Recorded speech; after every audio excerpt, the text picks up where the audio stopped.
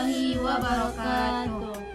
Perkenalkan, kami dari kelompok 4 ingin menjawab pertanyaan dari teman-teman kami dari mata kuliah Perkembangan Instrumentes, dosen pengampu Bapak Haji Ramadan MED PhD. Yang pertama akan dijawab oleh Saudari Yohana. Pada Saudari Yohana kami persilahkan. Sini pertanyaan dari Saudari Anggi, yaitu tentang bagaimana menentukan kevalidatan dalam proses pengembangan instrumen tes. Yang pertama itu ada satu validasi konseptual yang mana instrumen tes adalah melakukan validasi konseptual yaitu oleh para tim atau para ahli. Yang kedua ada analisis empiris. Setelah dilakukan validasi konseptual, langkah kedua yang harus dilakukan ialah analisis empiris, yaitu di mana kegiatan validasi internal dan rehabilitasi tes. Yang ketiga itu ada analisis tingkat kesulitan butir, di mana analisis tingkat kesulitan butir yaitu menentukan dan membantu siswa dengan kemampuan yang berbeda-beda. Yang keempat itu ada analisis daya atau pembeda butir, di mana pembeda butir membantu siswa dalam menentukan apakah butir soal yang dikembangkan dapat membedakan antara kemampuan siswa yang berbeda.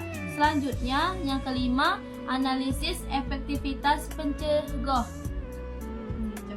pengecoh, yaitu di mana aktivitas pengecoh membantu dalam menentukan instrumen tes dapat membedakan antara kemampuan demikian.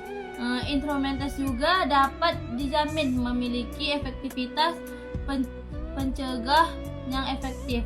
Yang keenam itu ada uji validatis kriteria internal, di mana uji validatis kriteria internal membantu para guru apakah siswa berkemampuan yang berbeda-beda, dan di mana instrumen tes dapat diandalkan siswa dalam mengukur kemampuan siswa.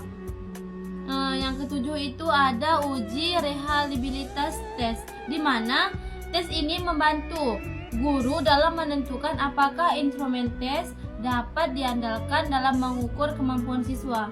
Dan yang terakhir itu ada pengujian lapangan, di mana langkah terakhir dalam pengembangan instrumen tes adalah melakukan pengujian di lapangan, yaitu secara mengukur secara kemampuan siswa itu langsung turun ke lapangan.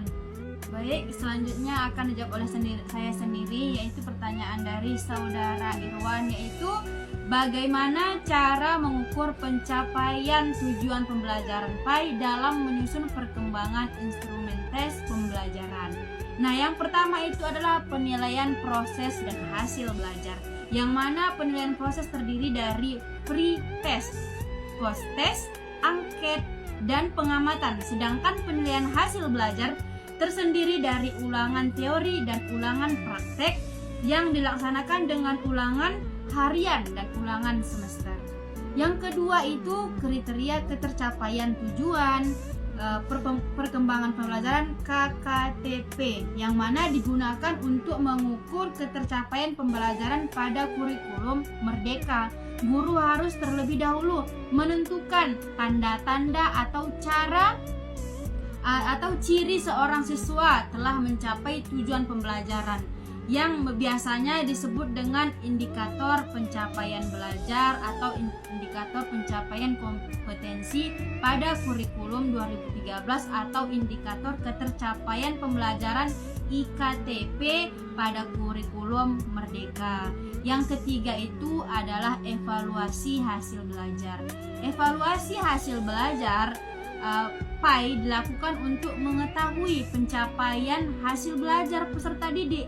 Informasi diperoleh melalui pengukuran dan non-pengukuran, termasuk observasi kelas, menggunakan tes standar atau tes buatan guru, proyek, dan portofolio subjek belajar. Nah, yang keempat itu strategi pembelajaran. Strategi pembelajaran PAI yang mengandung makna adanya interaksi edukasi antara guru dan siswa. Yang mana kegiatan pembelajaran PAI pada dasarnya mengandung 3 prinsip belajar, yaitu belajar berpusat pada problem, kepada pengalaman nyata, dan siswa harus mempunyai balikan tentang proses pencapaian tujuan. Feedbacknya ada gitu. Dengan mengintegrasikan strategi-strategi tersebut, guru dapat mengembangkan instrumen pembelajaran PAI yang efektif dalam mengukur pencapaian tujuan pembelajaran dan meningkatkan kualitas pendidikan. Pertanyaan selanjutnya yaitu bagaimana seorang guru menyusun dalam prosedur pembelajaran.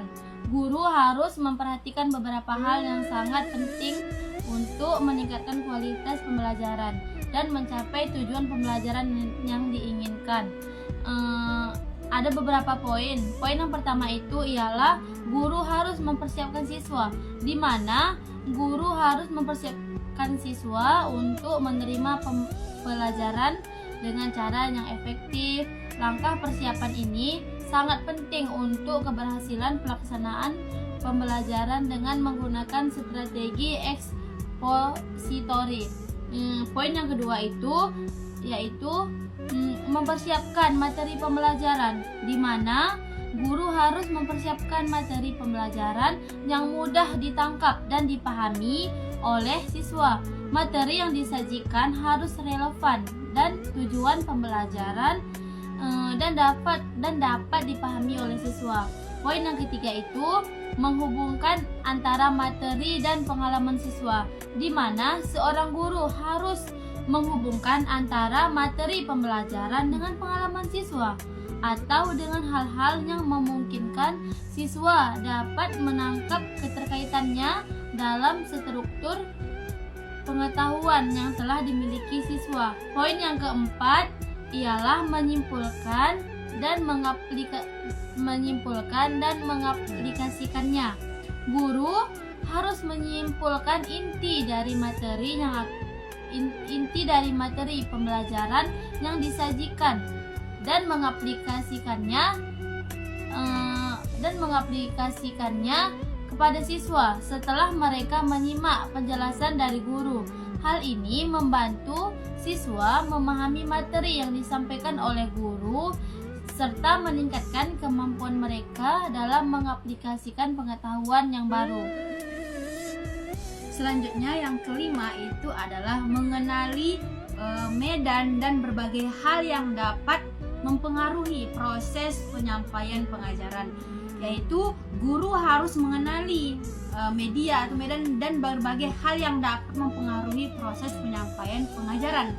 Hal ini membantu guru dalam mengelola kelas dengan lebih baik dan meningkatkan kemampuan mereka untuk menghadapi situasi yang tidak terduga.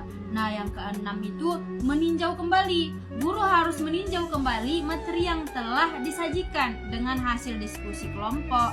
Hal ini membantu guru dalam memahami bagaimana siswa memahami materi dan meningkatkan kemampuan mereka dalam mengajukan pertanyaan yang relevan. Kemudian, mengajukan pertanyaan yang relevan.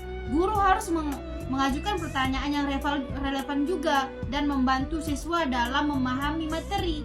Hal ini membantu siswa dalam meningkatkan kemampuan mereka dalam berpikir kritis dan meningkatkan kemampuan mereka dalam mengajukan pertanyaan-pertanyaan yang relevan. Kemudian, mengembangkan instrumen penilaian yang sesuai. Ini tugas guru supaya harus mengembangkan instrumen tes dalam penilaian yang sesuai dengan tujuan pembelajaran dan kemampuan siswa tersebut juga. Hal ini membantu guru dalam mengetahui kelebihan dan kekurangan yang ada pada siswa dalam belajar dan meningkatkan kemampuan mereka dalam mengembangkan sistem pembelajaran yang lebih efektif. Nah, dengan diperhatikannya hal-hal di atas yang saya sebutkan tadi, guru dapat meningkatkan kualitas pembelajaran dan mencapai tujuan yang diinginkan dengan lebih efektif. Nah, sampai di sini jawaban dari pertanyaan-pertanyaan